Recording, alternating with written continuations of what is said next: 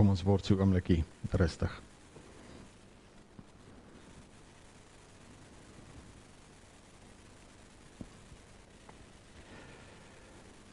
Ons begin ons saam wees met 'n openlike verklaring en ons neem daardie verklaring vanoggend uit 1 Kronieke 16 uit. En dit verwoord ons wens, ons verlange as ons so by mekaar kom. Roem sy heilige naam. Laat die wat die teenwoordigheid van die Here soek, bly wees. Soek hulp en beskerming by die Here. Soek gedurig sy teenwoordigheid. En hier en dan nou die groot uitdaging. Dit is een ding om te sê, wees bly. Dit is nie altyd so maklik nie, want die wêreld het 'n manier om ons bietjie te boelie en te kneus. Maar dit is met hierdie verlange wat ons uiteindelik voor die Here rustig word, in goeie en slegte tye, kan ons by hom rustig word, omdat hy na ons toe gekom het en homself as goeie God en hemelse Vader geopenbaar het.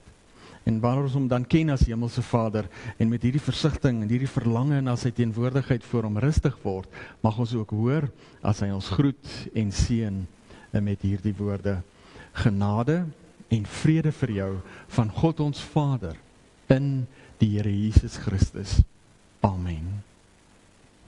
Kom ons verwoord ons afhanklikheid van die Here hierin, in hierdie wêreld waarin ons leef, deur saam te sing van Psalm 42 vers 1, 3 en 5, en daarna kan jy plekke inneem as ons stil staan by ons belydenis.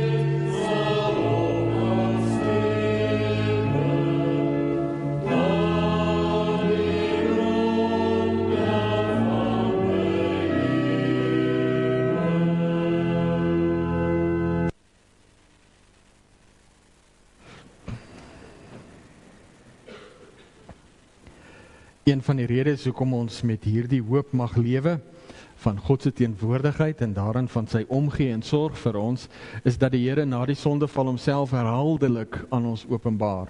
Maar dat hy nie net homself openbaar nie, dat hy sy kinders ook by mekaar trek. In die woorde van Psalm 60, trek hy sy dienaars onder sy vaandel in, sodat ons die beskerming van sy teenwoordigheid mag geniet, maar daarin ook die beskerming van die gemeenskap van gelowiges, die kinders van God, wat saam leef op hierdie pelgrimstog, deur hierdie stikkende wêreld. En dit sluit dan nou aan by dit waarby ons vanoggend in die prediking stil staan en dan nou ook vir ons belydenis. Wat glo jy van die heilige algemene Christelike kerk? En dan antwoord ons dat die Seun van God uit die hele menslike geslag vir hom 'n gemeente wat tot die ewige lewe uitverkies is, deur sy gees en woord in die eenheid van die ware geloof van die begin van die wêreld af tot die einde toe vergader, beskerm en onderhou, en dat ek daarvan 'n lewende lid is en ewig sal bly. Baie belangrik vir ons. Hierdie saamwees wat ons mag beleef, kom al oor eeue saam, en dis nie per ongeluk nie, God het dit so bedoel.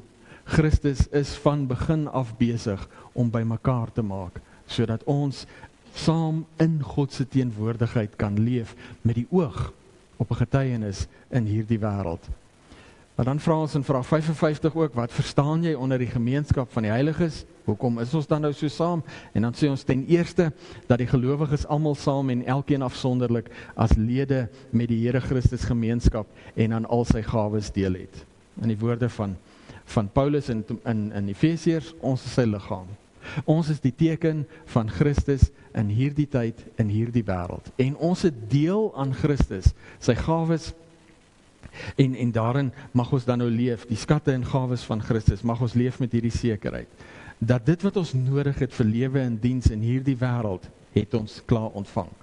Dit begin by verlossing van uit sonde, vergifnis van sonde, herstel in ons verhouding met God, en dan trek dit deur na ons alledaagse lewe, sodat ons herstel in ons verhouding met God, daarin herstel in ons verhouding met mekaar as kinders van die Here, saam mag leef en saam mag dien in hierdie wêreld. Nou vir dit om moontlik te word, is dat dan die tweede ding wat ons verstaan, as ons praat oor die gemeenskap van gelowiges, dat elkeen verplig is om sy gawes gewillig en met vreugde tot nut en saligheid van die ander lede aan te wend.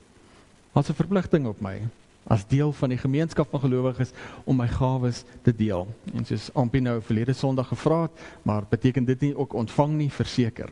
Die Bybelse woord vir daardie wisselwerking, daardie mooi inpas by mekaar, is koinonia. Ons vertaal dit in die nuwe vertaling met die onderlinge verbondenheid. Ons is aan mekaar verbonde, daar's 'n wederkerigheid in ons verhouding met mekaar. Daar's 'n gee en 'n neem. Daar's 'n ontvang en 'n deel. En wanneer dit tot sy reg kom, dan word ons die net wat Christus bedoel het ons moet wees vir hierdie tyd en wêreld. Nou, dis nie iets wat ons altyd so maklik regkry nie, veral nie in die wêreld waarin ons leef nie. Omdat ons leef in 'n wêreld waar die individu baie sterk beklemtoon word. Solank ek net gelukkig is, vrede met die res. En dit kan nie. Ons sien die gevaar en die sleg daarvan uitspeel, veral in die westerse wêreld op hierdie stadium. En daarom is dit goed dat ons weer ter harte sal neem, wat is die kern van hierdie gawes wat ons in Christus ontvang het? En dis vergifnis van sonde, verlossing en daarin herstel in ons verhouding met God. Kom ons verwoord ons sekerheid hieroor deur saam te sing van lied 514, ek weet verseker, en daarna bid ons saam.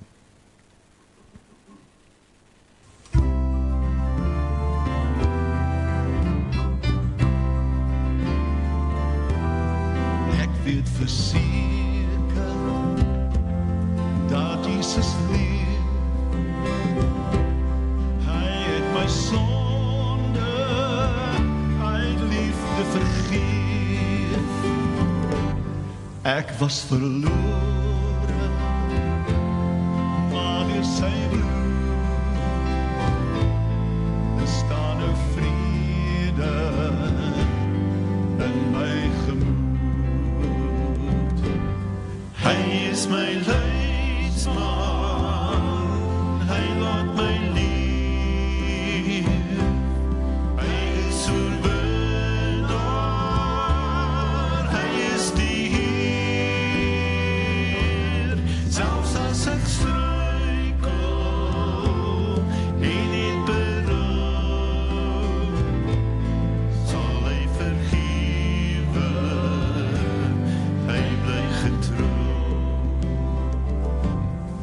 Lig is sy laas, sag is sy juk. Hy gee vermoeides die ware geluk. Hy het sy genade, liefde en trouw. Wie wil hoe God sy kinders behou. Hy is my leidsman, hy laat my lief. Hy is oorwinnaar, hy is die Heer. Selfs as ek struikel en niet berou, sal hy vergewe, hy bly getrou. Hy is my leidsman, hy laat my lief. Hy is oorwinnaar, hy is die Heer. Selfs as ek struikel en niet berou, sal hy vergewe, hy bly getrou. Sal hy vergewe, hy bly getrou.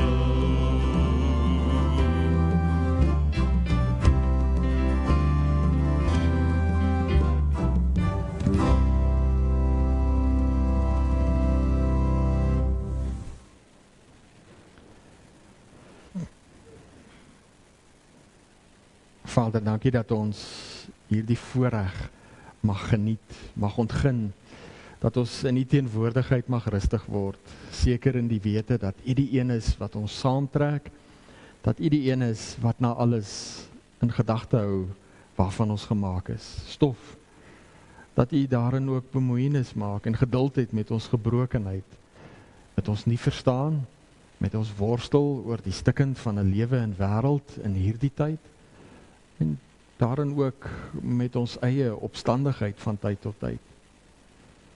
En wanneer ons dan die wonder van Christus, wat 'n leidsman is, 'n goeie, 'n getroue en liefdevolle leidsman is, opnuut weer herdenk en ons saam wees, dan pleit ons Vader, maak dit rustig in ons harte, dat ons bewus van die leiding van die Gees, die werking van die Gees, mag saam wees in U teenwoordigheid, dat ons U teenwoordigheid mag beleef, dat ons soeke na U in hierdie tyd nie vergeef sal wees nie.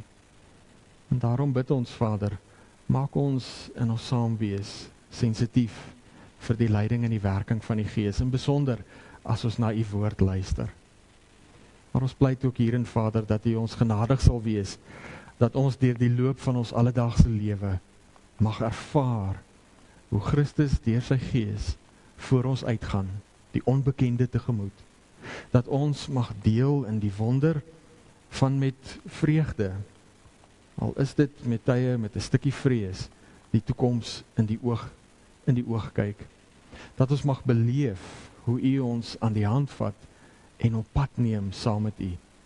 En daarom pleit ons Vader, wil U gee dat dit wat ons hoor en dit wat ons van U beleef ook in hierdie oomblikke saam in ons harte ingang mag vind en dat dit ons lewe mag bly kenmerk, veral daar waar U ons roep deur die loop van ons alledaagse lewe. Seën ons hierin, Vader, dat ons bewus van U teenwoordigheid mag leef op so 'n manier dat ons en ander iets van U omgee mag bly beleef, totdat ons, Vader, eendag by U tuis kom. Ons bid hierdie dinge, Vader, in Jesus se naam. Amen.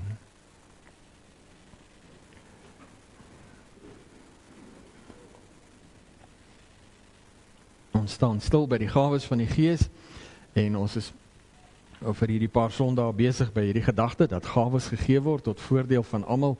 Kobus daar die eerste skyfie net.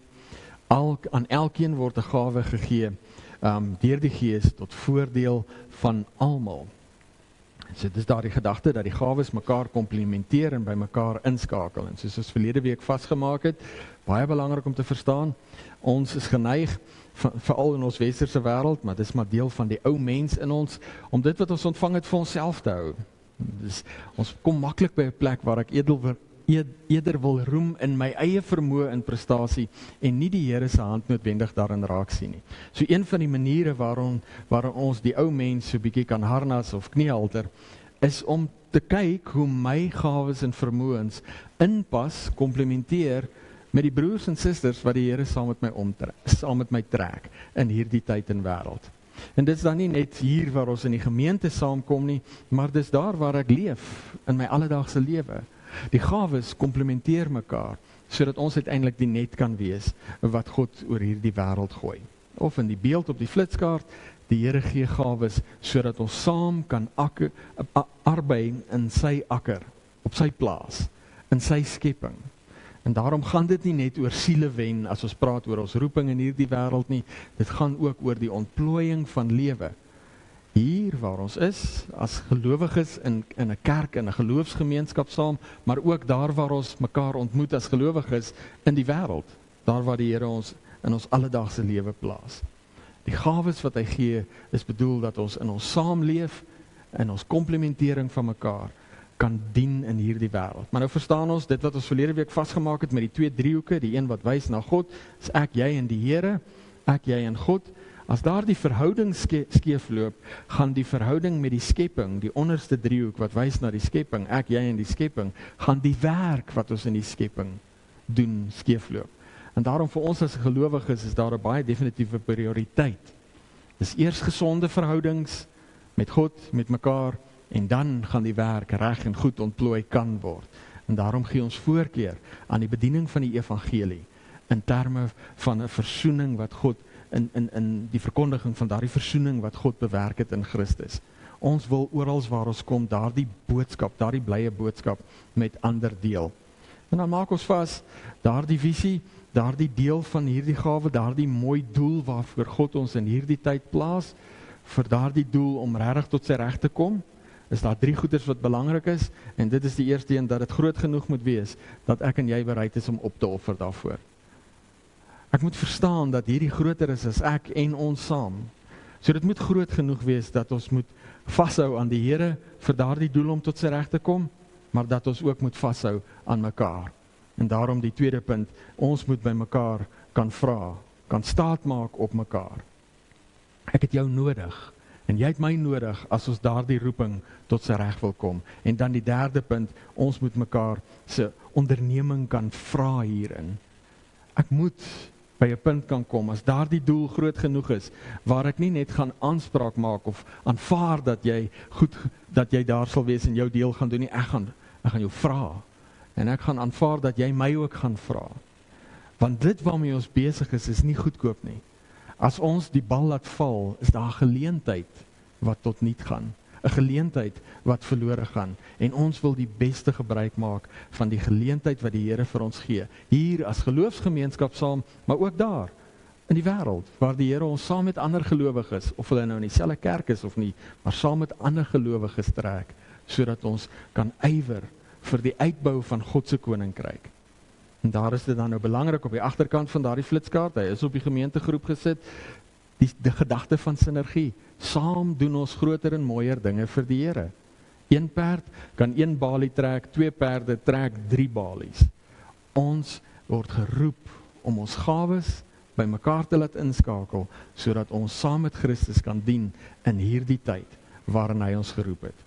Nou om daardie gedagte bietjie verder oop te breek, luister ons na dit wat die Here vir ons deel, het ons deel in Efesiërs 4, en ons maak vas hierdie gedeelte begin in Efesiërs 1, wanneer Paulus sê dat ons voor die grondlegging van die aarde in Jesus Christus uitverkies is. En in Efesiërs 2, dat God ons gemaak het, kunstig berei het, om te wees wat ons nou is, om die goeie werke waartoe hy by ons bestem het, te kan uitleef. So hier is 'n plan wat uitspeel, reg oor baie eeue en geslagte, waarmee God besig is. En ek en jy mag vandag deel van daardie plan wees.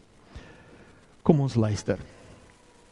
Paulus sê, ek druk julle dit op die hart, ek wat 'n gevangene is, omdat ek die Here dien.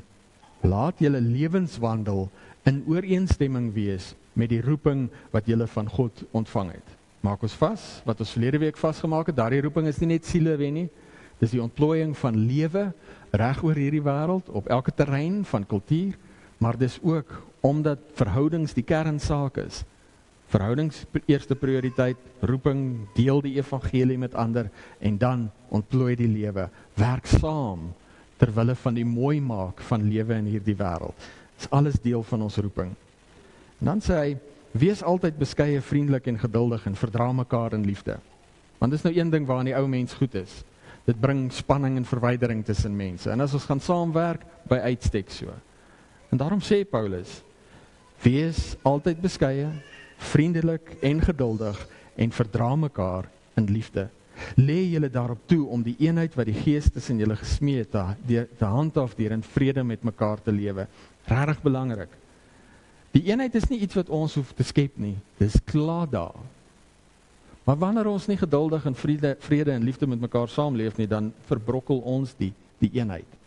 Maar daar's een gemeenskap van gelowiges, een liggaam van Christus. En daarom sê Paulus in vers 4, daar is net een liggaam en net een Gees, soos daar net een hoop is, waartoe God julle geroep het. Met ander woorde, daar's net een manier waarop ons verlossing en herstel in ons verhouding met Christus, met God ons Vader kry, en dis in en deur Jesus Christus. Daar is net een Here, een geloof, een doop, een God en Vader van almal. Hy wat oor almal is, deur almal werk en in almal woon. Aan elkeen van ons is 'n genadegawe gegee, volgens die mate waarin Christus die gawes uitgedeel het. En daarom sê die skrif, toe hy na die hoogte opgevaar het, het hy kruisgevangenes saamgeneem en gawes aan die mense gegee. En dan wat ons verlede week gesê het, regtig belangrik, almal het gawes ontvang, gelowig en ongelowig. Almal het gawes ontvang, want God plaas ons in hierdie tyd, in hierdie wêreld, om lewe op aarde te ontplooi, om die wêreld mooi te maak. En dan hoor ons hierdie uitdrukking, hy het opgevaar, veronderstel tog dat hy eers neergedaal het na wat laer is, naamlik na die aarde toe. Die een wat neergedaal het, is ook die een wat opgevaar het, bo alle hemelruimtes uit, om alles met sy teenwoordigheid te vul. En dit is die gawes wat hy gegee het, apostels, profete, evangeliste en herders en leraars. So aan al die mense wat gawes ontvang het, gee hy hierdie spesifieke gawes, sodat hulle deel van die liggaam kan word.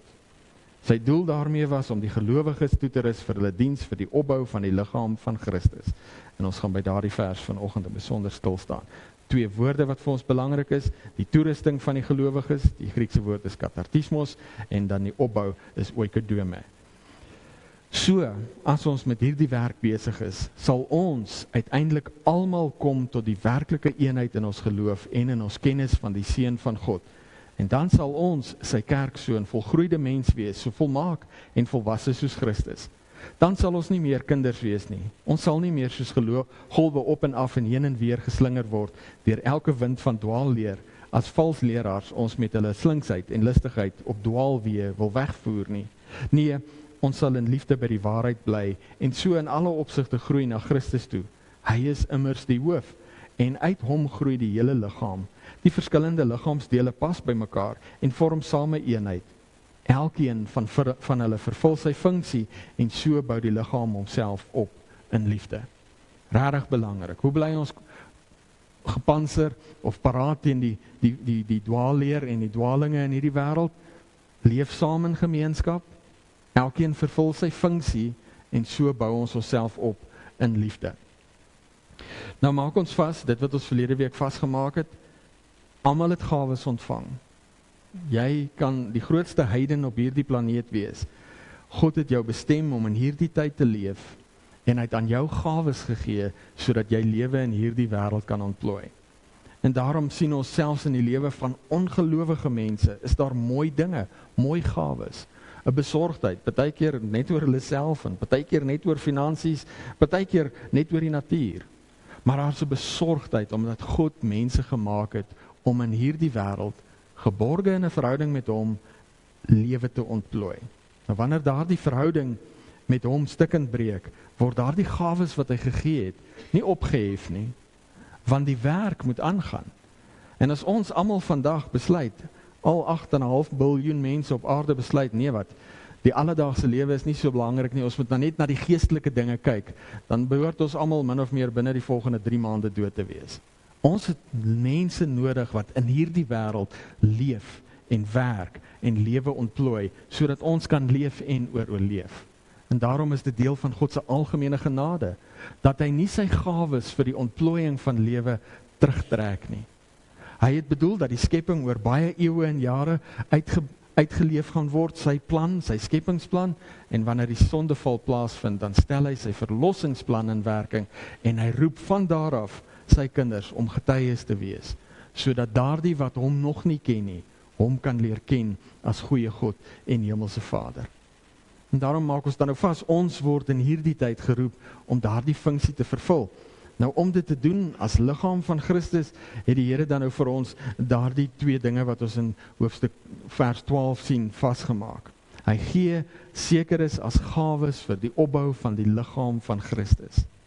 En die liggaam ons is deel van die liggaam, maar dit is baie wyer as ons. Dis die kerk, die liggaam van Christus is die kerk, elke gelowige, elke een wat bely dat Jesus die Christus is vandag, maar elkeen wat in die verlede bely het en wat in die toekoms gaan bely. Die kerk is baie groter as ons. Maar daar's 'n bepaalde dinamika wat die Here deur sy Gees en daarin in Christus vasmaak as ons praat oor die liggaam. Hy gee sekeres as gawes vir die toerusting van die gelowiges, vir die opbou van die liggaam van Christus. En nou daardie woord katartismos, Kobus asseblief, die Griekse woord het so 'n paar velde wat oorvleuel, 3 min of meer. Dis om iets of iemand gesond te maak, sodat dit herstel kan word. Dis om herstel of volkome gereed te maak, en dis om 'n been te spalk. Daardie woord is so gebruik. As 'n dokter jou been sou spalk sodat jou been kan aangroei, dis katartismos. So wanneer ons praat oor die toerusting van gelowiges, of toerusting van gelowiges sodat die liggaam in hierdie tyd kan word wat God bedoel het hy moet wees, dan is dit deel daarvan. Jy word ingetrek in die geloofsgemeenskap sodat daar herstel kan kom, sodat jy gesond kan word. Gesond in jou verhouding met God ons Vader, daarin in jou verhouding met jouself en die mense rondom jou. Liefde vir God, liefde vir jou naaste soos jouself.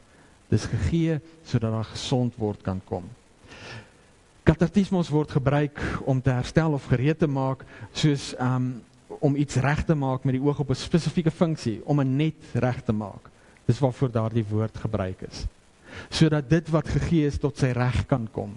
Dat die gereedskap wat ons uiteindelik het tot sy reg kan kom. En daarom gaan dit nie net, wanneer ons praat oor katartismos, oor nee, jy moet inkom sodat jy gesond kan word, sodat jou verhouding met God gesond kan word, en jou verhouding met jouself en die mense rondom jou gesond kan word nie. Het gaan ook oor herstel, sodat jy die beelddraer van God kan word. Sodat jy daar waar jy leef en werk, kan wees wie God bedoel het jy moet wees. Dat jy sy beelddraer, sy verteenwoordiger op so 'n manier kan wees, dat ander kan sien, God is hier en hy is besig. In die manier waarop jy lewe ontplooi.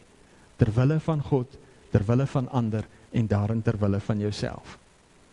En dan die derde manier waarop daardie woord gebruik word, is om in lyn te bring met 'n gegewe standaard. Dit is om gereed te maak en te herstel en so in lyn te bring met 'n gegewe standaard. En die beeld is dan nou gebruik in die leer ook, in die weermag van daardie tyd. So wanneer jy as soldaat aangemeld het, is jy toegerus.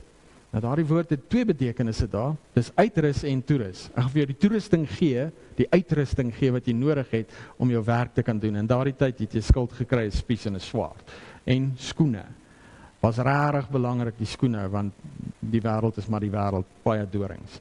So, jy's uitgerus, maar jy's nie net uitgerus nie, jy's ook toegerus. Jy's geleer wat om te doen wanneer jy alleen is en wanneer jy saam is. So, mense is geleer om spesifieke manoeuvres, spesifieke dinge te doen op spesifieke maniere, sodat hulle effektief kan wees in die stryd. So wanneer ons hier hoor dat Christus gawes gegee het vir die toerusting van die gemeente, dan is dit vir die gelowiges, is dit ook 'n deel daarvan. Dat ons ingetrek word, uitgerus word en daarin toegerus word. Sodat ons nie net as individue effektief ons roeping kan uitleef nie, maar ook saam ons roeping kan uitleef. Nou daardie het ek dit is op die gemeenteblad, saam met die liturgie, so gaan kyk weer daarna, raak bekend met hierdie 2 uitdrukkings, want dit is regtig belangrik vir ons roeping. Dan oikodome, dis die woord wat ons vertaal met die opbou, en ons moes nou daar maar kies vir een van die aksente, maar daar's 2 aksente in die woord, dit beteken opbou en uitbou. Dit veronderstel die opbou, soos in die geval van 'n huis waar iets tot stand kom. Fondasie gelê, nou begin jy stene lê. Dis oikodome, daar staan die huis. Iets kom tot stand. En in hierdie tyd en wêreld, as Christus hieroor praat, is die sigbaar word van die liggaam van Christus, sodat Christus in hierdie tyd 'n geldige teken van sy teenwoordigheid in hierdie wêreld het. Maar oikodome beteken ook nie net groter nie, daar staan 'n huis nou nie, dit veronderstel ook sterker, soos 'n been wat aangroei. Vir jou been om gesond te groei, moet hy groei in grootte, maar ook in digtheid. Hy moet sterker word. Anders gaan jy kwesbaar wees, gaan jy brosbene hê. So oikodome beteken nie net groter nie, dit beteken sterker ook. So daar's 'n gedagte van groter na buite, maar sterker na binne. En daarom dan soos in liggaamsbou veronderstel oikodome 'n toename in grootte en in sterkte. Dit is nie net 'n kwessie van groter en groter en groter nie. Daar moet ook krag wees, daar moet sterkte wees, anders gaan ek breek wanneer ek moet leef en werk. Nou is dit belangrik vir ons, hoe vaar ons in die kerk en wêreld hiermee? Christus het gesê, wanneer hy sy disippels roep, net so oor die 2000 jaar gelede, kom, ek sal julle vissers van mense maak. En nou het ons hier van die vroeë middeleeue af in 'n redelike slaggat getrap in die kerk, en ons het visvang begin verstaan in terme van 'n baie statiese program. Anders as wat ons sien hier in Efesiërs 4. So die gebou het sentraal begin staan, en jy moes na die gebou toe gekom het, en almal was gelowiges. As jy nou in Duitsland of in Europa in daardie tyd gebore was, dan was jy outomaties 'n gelowige gewees, en dis hoe die Weste maar hierdie ding verstaan het. Nou, is jy moet kerk toe kom, en daar's die woord bedien, vir 'n groot deel van die middeleeue in Latyn, meeste mense het dit nie verstaan nie, maar almal was daarom gelukkig en tevrede, die woord is bedien, en daarmee saam dan na die nagmaal. So vir die Rooms-Katolieke kerk, wat dit 'n groot deel was die model waarbinne hulle gewerk het, noem ons dan nou 'n sakramentele model. Nou was 'n altaar daarvoor, hulle het elke diens die nagmaal bedien. Die mense het niks daarvan gekry nie, net die priesters kon dit eet, maar dit is daarom die ritueel is nagekom. Vanuit daardie vergrype het ons die reformatie gekry, en Martin Luther en daarvan af verder het gesê, nee, dit kan nie net hierdie seremonies wees wat niemand verstaan wat daar aangaan nie, want God het homself geopenbaar. Hy het gekom en gepraat met sy kinders. En daarom lê hulle swaar water op die bediening van die woord, op die verkondiging van die woord. En ons hoor dan hoe die Bybel vertaal word in Duits aanvanklik eerste, en van daar af na al die ander. En ons noem dit in sendingwetenskap, noem ons dit 'n kerigmatiese model. Die verkondiging staan voorop. Maar daar was 'n probleem, want uit die middeleeue uit het hulle steeds vasgeval binne hierdie verstaan van, nee, dis die gebou. Hierdie is die huis van die Here, en hier word die woord bedien. Aanvanklik het dit beteken, as jy in Duitsland was jy 'n Lutheraan, want was die Lutherse kerk, en as jy in Frankryk was jy 'n Calvinist, en as jy in Spanje was jy Katoliek, en as jy in Engeland was jy Anglikaans gewees. En in elke dorpie was daar een kerk, en dit was of Luthers, of Anglikaans, of Katoliek, of dan nou reformatories, Calvinisties. Maar met die tyd saam het selfs dit versnipper geraak. So nou soos hier in Bethel in 2026 al, en ons het 14 kerke net vir Afrikaans. En daar's 'n probleem wat ons iewers weer in gedagte moet hou. Kom eens kyk aan daai skets eers afval asseblief. Ja, vat hom weg. Gaan na die vorige een toe. Dankie. Moenie na daai nou kyk nie. So, hier's nou die ding.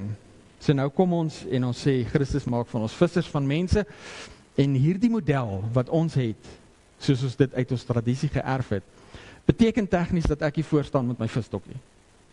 Sien, want die predikant is die sendeling.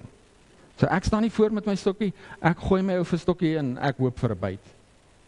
Ek kry nie regtig 'n byt nie. Die naaste wat ek aan 'n pluk aan die lyn kom, is wanneer daar 'n vraag uit die gemeente uitkom. So baie dankie, Ampie, verlede week. Daar was daarom 'n echo.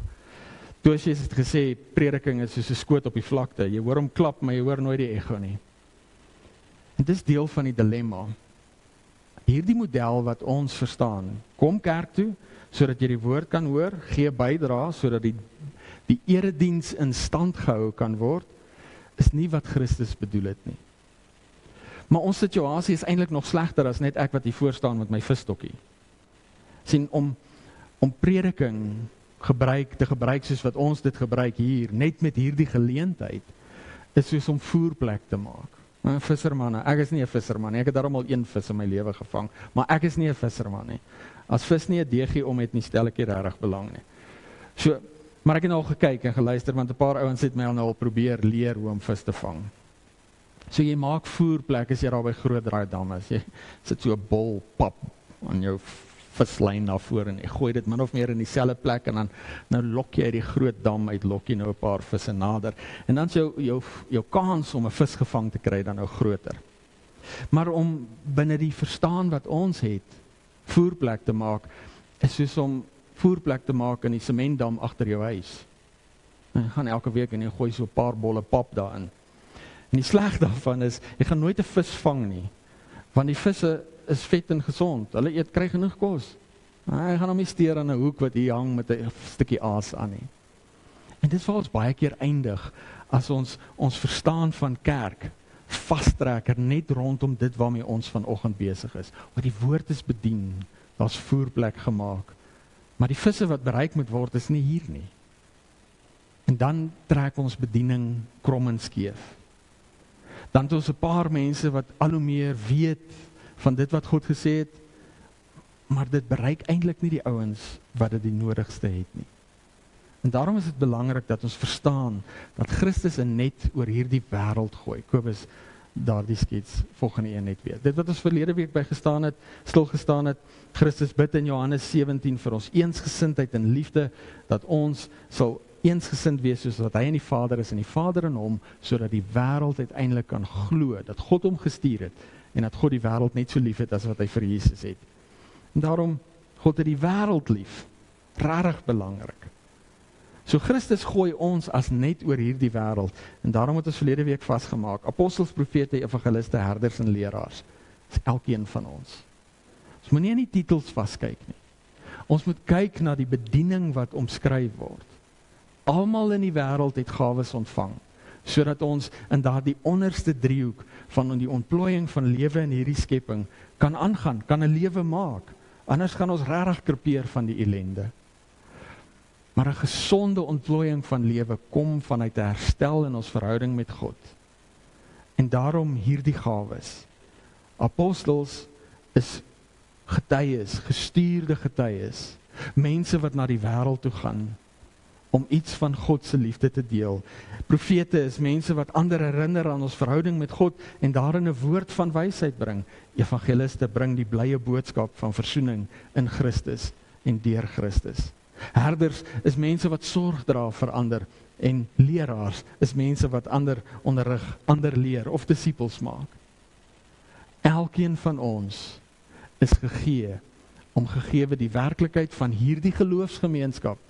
En daarin weier is net ons hier in Bethel gereformeerde gemeente, terwille van die wêreld, so te leef, dat mense kan inkom in hierdie wêreld in. Christus gooi 'n net oor hierdie wêreld. En ek en jy is deel van daardie net. Nou oor eeue het daardie net gegroei en gekwyn met tye. So kyk 'n oomblik net hierna, 'n voorstelling van hoe dit gaan, van dat Jesus in Handelinge 2 die mense gestuur het.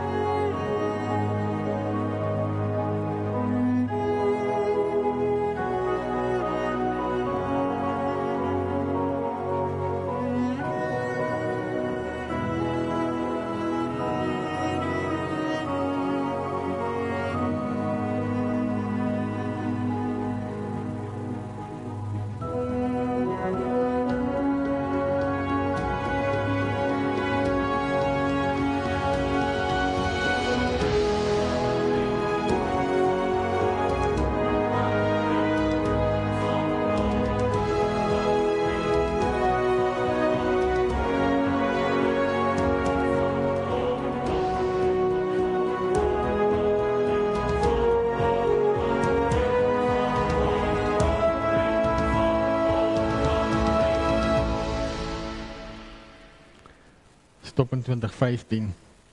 Ons sou sê dat oor die laaste 10 jaar het daar nogal 'n paar donker kolle gekom, maar Christus is hy net al wyd oor die aarde gegooi. In sendingwetenskap, daardie gedeelte wat nou nog mooi donker gekleur is daar, die groen en die rooi, Kobus die volgende skyfie asseblief, word dit die 1040 venster genoem. Dis waar die meeste onbereikste mense in hierdie wêreld is. Hulle is oorwegend die meerderheid van mense daar, is moslems of hindoes of boeddhiste of dan kommuniste. So daai is 'n baie belangrike gedeelte as ons praat oor sendingwetenskap. Maar voor jy na jou tassie pak en so toe gaan, is daar baie 'n belangrike vraag vir al daardie gedeelte wat dan nou wit gemerk is. Want dis hier waar ons woon. Dit is waar daar wel 'n Christelike getuienis is of 'n kerk is. En die vraag wat ons moet vra is, kom die bediening van die evangelie werklik tot sy reg hier waar ons is? Nou kyk ons na dit wat ons nou vasgemaak het verlede week en ons sê herstel in ons verhouding met God gaan beteken dat die wêreld of lewe in hierdie wêreld op 'n baie mooier manier in pas of in harmonie met God ontplooi word. Dan kyk ons na ons land, Suid-Afrika, en dan hoor ons dat so tussen 84 en 86% van die mense bely dat hulle Christene is. Hulle aanvaar dat Jesus Christus hulle Here is, en dan kyk ons na ons land, en dan sê jy, ja, wel, dalk is daai statistiek verdag, want iets daarvan kom nie tot sy reg nie. Daar is mense met gawes, maar iets loop iewers skeef. En dis hier waar ons erns moet maak met dit wat die Here hier in Efesiërs 4 vir ons deel. Dat hy seker is gee vir die toerusting van ander, vir die gelowiges, sodat mense in hierdie wêreld deel kan word van die liggaam van Christus, die opbou van die liggaam van Christus. Kobus, daar die volgende skyfie. So, as ons dan nou vasmaak dat Christus gee die gawes, dan gee hy gawes in gemeenskap en vir gemeenskap. Vir koinonia, sodat ons hierdie ding kan doen. Dat ons gawes by mekaar kan inpas, mekaar kan komplementeer, sodat ons met die werk kan aangaan. Ekskuus, daai sketsie gaan nou 'n bietjie besig lyk, maar daar's 'n verloop wat ons moet raak sien. Christus gee gawes in die liggaam, sodat die liggaam buite toe kan gaan, en vanuit die wêreld kom daar mense in. Die liggaam word so groter en sterker en groei tot volwassenheid in Christus. Met ander woorde, dis in ons besig wees, saam met mekaar, uiteindelik in die wêreld, wat mense, wat God uitverkies het voor die grondlegging van die aarde, inkom in die liggaam in, en saam met ons groei tot volwassenheid in Christus. Dit is nie net sendelinge of predikante wat geroep word nie, wat as gawes gegee word nie. Elkeen van ons word as 'n gawe gegee, sodat daardie dinamika tot sy reg kan kom. Van Christus, uit in die wêreld uit terug, in die liggaam uit tot volwassenheid in Christus. Nou 3 aksente is vir ons hier belangrik, en die eerste een is dan katartismos en okedema lê aan die kante, die toerusting wat hy gee, en daardie toerusting maak ons vas, die Bybel daar in die een oop hand, dit geskied deur die woord van God. Die hele skrif is deur God geïnspireer en het groot waarde om dwaling te bestry, verkeerdhede reg te stel, die regte lewenswyse aan te kweek en in die waarheid te onderrig, sodat die persoon wat in diens van God staan, volkome toegerus sal wees vir elke goeie werk. Daardie goeie werke, waartoe God ons bestem het vir hierdie tyd, die toerusting, die regtrek van ons denke en vanuit dit uiteindelik ons dade, kom deur die woord van God. En daarom is die woord regtig belangrik. Maar dan aan die ander kant, en daar is nou nie 'n skuld nie, dis 'n dumbbell vir die van julle wat daarom nou al 'n draai in die gym gemaak het. Dis die oefening. Die Hebreërs skrywer sê vaste kos is vir volwasse mense wat deur ervaring geoefen is om tussen goed en kwaad te onderskei. Wat ek leer, moet ek iewers oefen. As ek dit nie oefen nie, gaan dit nêrens heen gaan nie. Nou die eerste plek waar ons oefen wat ons leer, is hier binne in die geloofsgemeenskap. So dit is belangrik om dit te verstaan. Hierdie is die veilige plek. Ons het by geleentheid al by daardie gedagte stilgestaan, dat die plaaslike gemeente is soos 'n gym. Hier is waar jy oefen. Tussen broers en susters, waar daar bemoediging en vermaaning kan wees. Nee, jy werk nie nou reg met daardie toerusting nie. Of nee, so. Daar's aanmoediging. Hier is waar ons groei. Maar ons uitdaging is nie net om die toerusting en die oefening in balans te kry nie. En daarom die skoene heel onder aan die voete. Paulus sê in Efesiërs 6, wanneer hy praat oor die wapenrusting van God, dan sê hy die bereidheid om die evangelie van vrede te verkondig as die skoene aan die voete. Elke keer, wanneer 'n gemeenskap van gelowiges by 'n plek kom, waar hulle baie ernstig is oor die woord, en dit binne in hulle saamwees met mekaar inoefen, kom hulle by 'n slegte plek uit. Dis eers wanneer ons erns maak met dit wat die Here in sy woord vir ons sê, dit inoefen en dit dan na die wêreld toe vat, wat ons word wie God ons bedoel het om te wees. Wat ons die net word, wat hy oor hierdie wêreld gooi. En daarom is dit vir ons regtig belangrik dat ons hierdie sal vasmaak. Die bediening van die woord, regtig belangrik. Die inoefen van dit wat die Here van ons sê, binne in hierdie veilige omgewing, sodat ons met die bereidheid om die evangelie te verkondig, in die wêreld sal ingaan. Nou Paulus, wanneer hy in hierdie gedeelte skryf, sê, een van die dinge wat gebeur wanneer hierdie proses tot sy reg kom, wanneer die gawes wat hy gegee het, dien tot die opbou van die liggaam van Christus, dan kom ons by 'n plek waar ons nie op en af en heen en weer geslinger word, deur elke stroom van dwaalleer wat verbykom nie. En daarom is dit regtig belangrik dat ons daai 2 uitroep waarskuwingstekens daar in die begin vasmaak. Opbou, oikodome, beteken die opbou sterker word na binne en groter word na buite. Dis al 2. Die oomblik wanneer jy in jou bediening by 'n plek kom waar jy net besig is met opbou, is jy kwesbaar vir dwaling. Is jy kwesbaar omdat jy by 'n plek kan kom waar jy dink ons het die waarheid, ag ons is so okay. Niemand anders kan meer vir ons iets sê nie. Aan die ander kant, as jy net uitbou het, is jy ook kwesbaar vir dwaling. Want dit wat goed en reg en waar is, raak 'n bietjie verwaarloos wanneer daar te veel nuwe mense en dinge inkom. So wanneer ons as gelowiges saamleef, dan maak ons erns met albei. Die bediening van die woord, die inoefening daarvan, die opbou van dit wat God bedoel het, binne sterker, groter na buite.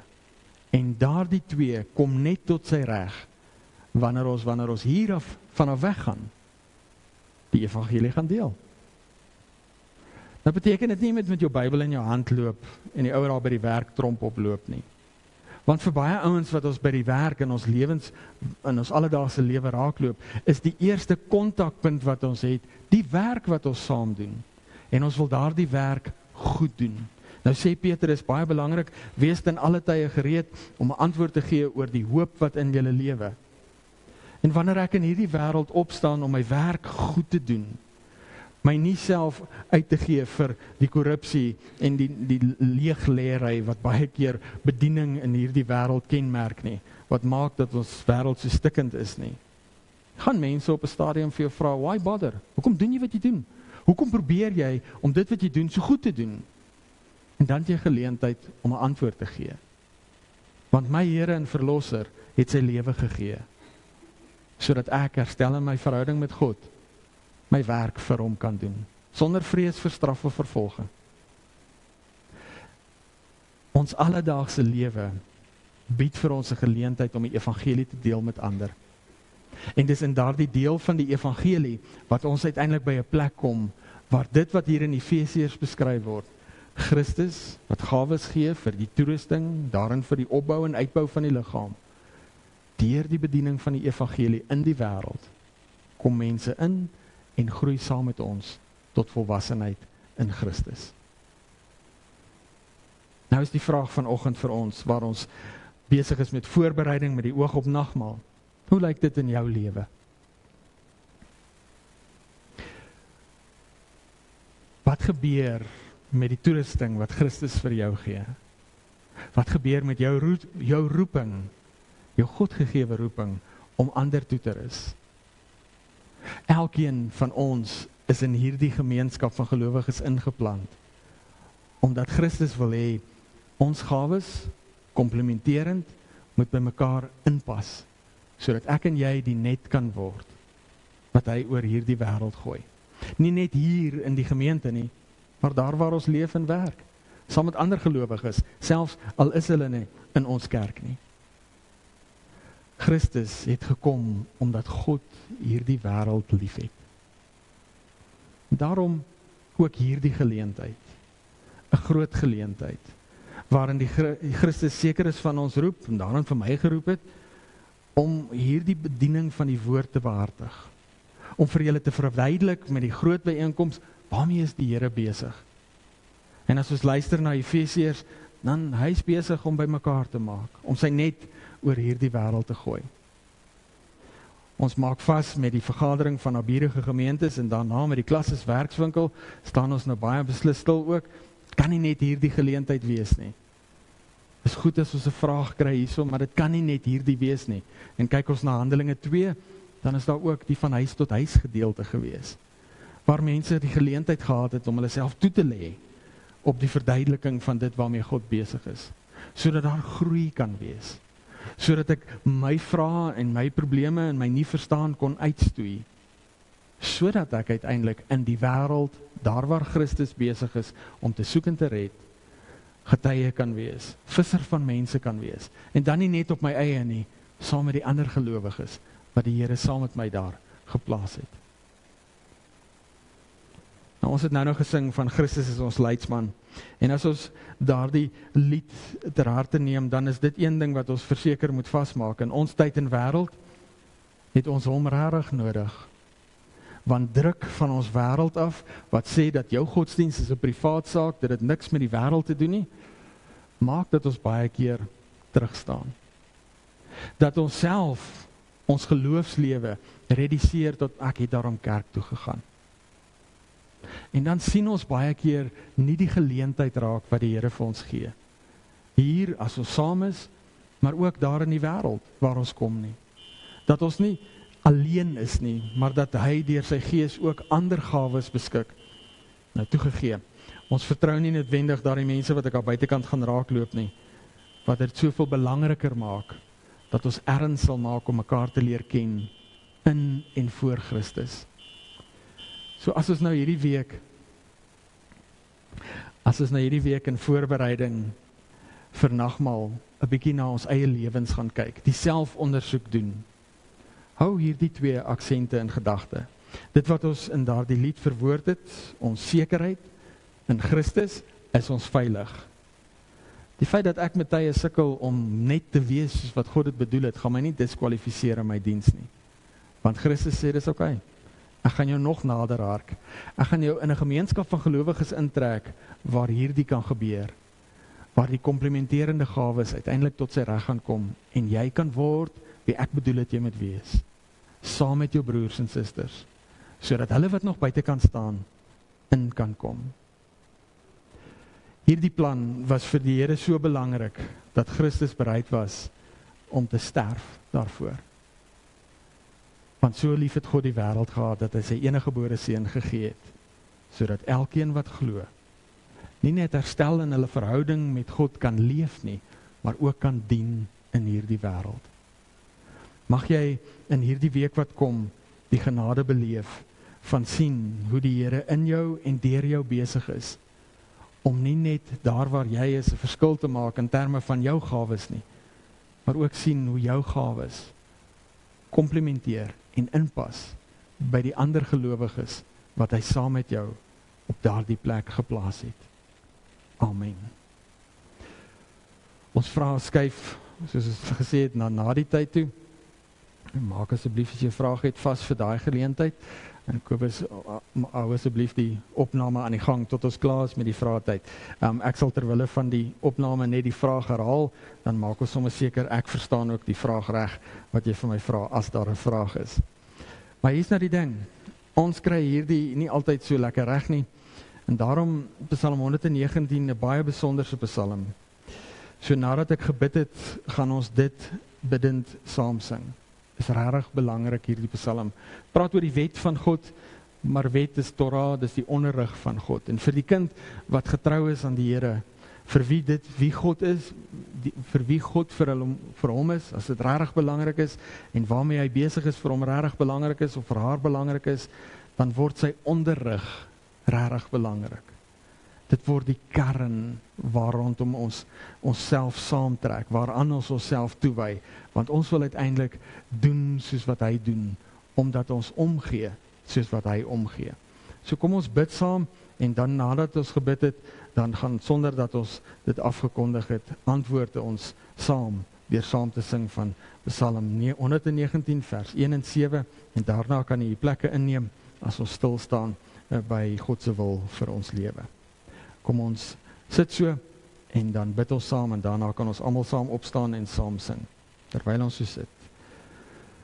Vader, as ons dink aan eeue wat U al U net oor hierdie wêreld gooi, dankie dat ons mag weet, dat U die een is wat besig is, dat U die een is wat soek en red, en dat U woord nie onverrigte sake terugkeer nie. Dankie dat ons in hierdie tyd 'n geleentheid het om naby U te leef en saam met U te werk. En as ons in ons voorbereiding vir nagmaal om oor die wonder van Christus se offer te dink en daarin die impak daarvan in ons eie lewens te herdenk, dan bid ons Vader, wees ons genadig in hierdie week wat kom. Dat ons nie net ingesluk sal wees deur ons programme nie, maar dat ons tyd en geleentheid sal hê om 'n oomblik stil te kan word, om U hand in ons eie lewe raak te sien en daarin U hand in ons wêreld raak te sien.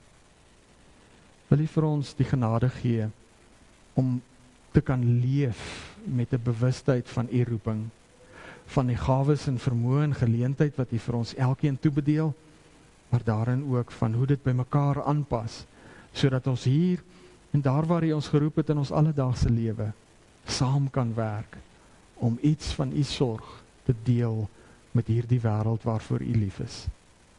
Wil U vir ons hierin bly toerus, bly bewus maak van U teenwoordigheid, en daarin sensitief maak vir die leiding van die Gees, dat ons met groot gewilligheid kan volg op hierdie pad waarop U ons roep. Ons bid dit, Vader, in Jesus se naam. Amen.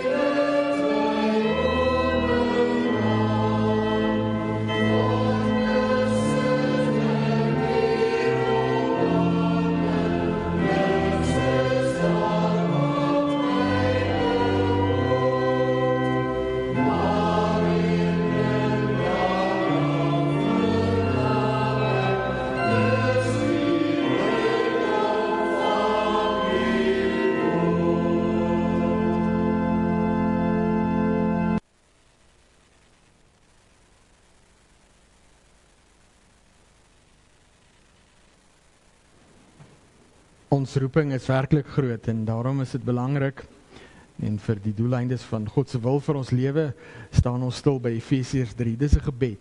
Paulus sê in Romeine dat die Gees vir ons intree met versigtinge wanneer ons nie weet hoe om te bid nie. En as ons praat oor ons roeping in hierdie wêreld en dit waarby ons vanoggend stil gestaan het, is hierdie gebed baie gepas. En dan hoor ons hier in God se wil vir ons lewe. Daarom kniel ek in gebed voor die Vader, aan wie die hele gemeenskap van gelowiges in die hemel en op die aarde sy bestaan te danke het. Dis ons anker. God trek saam. Ons mag saam met hom werk, maar hy trek saam. Ons bestaan omdat God gewil het. Die kerk, die gemeenskap van gelowiges.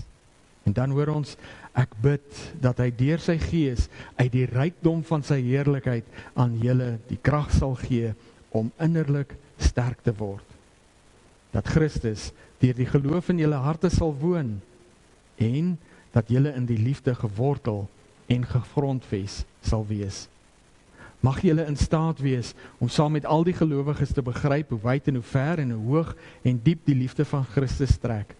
Mag julle sy liefde ken, liefde wat ons verstand te bowe gaan, en mag julle heeltemal vervul word met die volheid van God. Hierdie is belangrik. Johannes sê in 1 Johannes, wanneer ons in liefde saamleef en mekaar liefhet soos wat Christus ons liefhet, dan het die liefde van God sy doel volkome in ons bereik. Ons groei tot daardie volheid van God, deur ons saamleef in gemeenskap, en daarin, terwyl elkeen sy funksie groei, vervul tot volwassenheid in Christus. Mag julle sy liefde ken, die liefde wat ons verstand te bowe gaan, en mag julle heeltemal vervul word met die volheid van God. Aan hom, wat deur sy krag wat in ons werk, magtig is om oneindig meer te doen as wat ons bid of dink, aan hom kom die eer toe in die kerk, deur ons verbondenheid met Christus, deur al die geslagte heen tot in alle ewigheid. Amen. Hy wat in ons kan doen, meer as wat ons kan bid of dink. Ons het so ruk terug, het ons stilgestaan, toe ons oor die gawes gepraat het, by daardie 2 visies en 5 broodjies, die bietjie wat hulle gehad het, en wanneer hulle daardie bietjie bring, genoeg in Christus se hande. En jy gaan, in hierdie week wat kom, gaan jy by tye kom, as jy eerlik en opreg jouself ondersoek doen, en jou meet aan dit waarvoor God ons in hierdie tyd geroep het, gaan jy by tye kom, waar jy sê, nie ek nie, nie genoeg nie. Maar weet dit, genoeg. Bring die bietjie wat jy het, in Christus se hande, is dit altyd genoeg. Nou as ons weet, dit is God se wil vir ons lewe, kom ons verootmoedig ons hierin, deur saam te sing van lied 487 vers 3 en vers 4, waarin ons die Here pleit, om met hierdie werk, waarmee hy besig is, voort te gaan, ook in en deur ons lewens. En daarna gaan ons bly staan vir die seën van die Here, waarna ek vra dat jy net so oombliekie sal bly sit.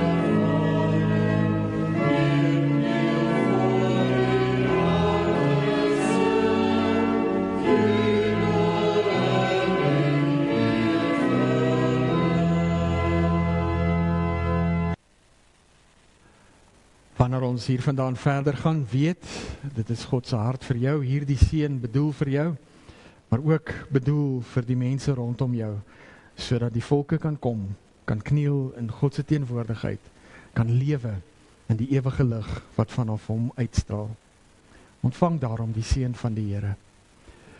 Die genade van ons Here Jesus Christus, die liefde van God, ons hemelse Vader, En die krag en leiding van die Heilige Gees is met u elkeen.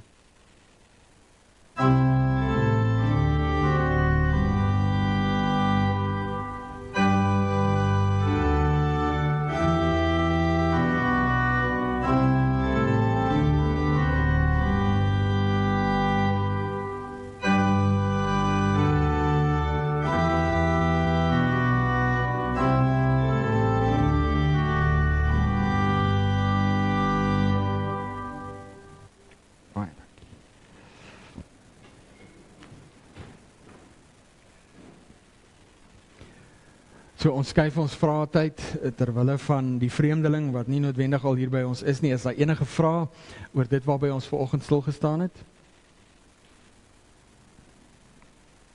Gaaf. Baie dankie. Ons maak dit weer vas, daardie voorbereiding vir die klasses, die werkswinkel van ons vergadering van nabierige gemeentes en ons werkswinkel by die klasses. Ons lê besondere fokus. Groot byeenkoms, kleiner byeenkoms, kleiner ontmoeting terwille van ons geloofsgroei, sodat daar 'n plek is waar die vreemdelinge wat Christus in hierdie proses van Efesiërs 4 inbring in hierdie gemeenskap in, waar hulle kan gekoester word, gegroei, toegerus kan word en uiteindelik geoefen kan word. En ek en jy word geroep om daarin saam te deel. Nou die manier om iemand anders te leer, om te doen wat jy doen, is deur om dit vir hulle te wys, te demonstreer. Die Bybel noem dit disippelskap.